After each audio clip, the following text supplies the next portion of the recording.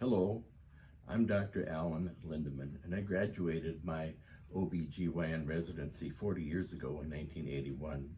Today I want to talk a little bit about the WHIstudy from about 20 years ago. I think the wrong conclusions were drawn, that is that hormone replacement therapy is not of any value and sometimes is even disadvantage.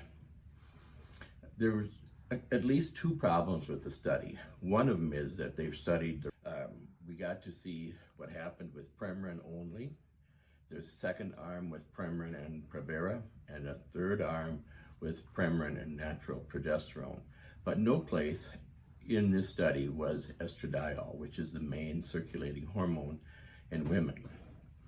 I had a problem with Premarin because there are no women walking around with pregnant mare's urine in their blood.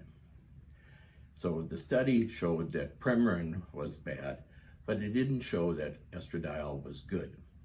We have a new study now, the NIH and a study from Denmark, also indicating that there is benefit to hormone replacement therapy if it's started at the right time. In other words, a short time after menopause versus 5 or 10 years later.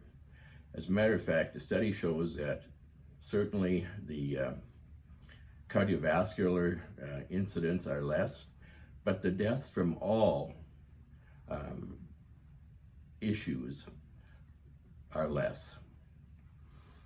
So unfortunately, I think we've done a great disservice to women, not only in America, but in the other countries that listen to this WHI study.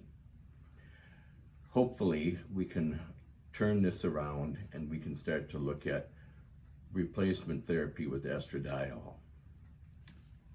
Thank you.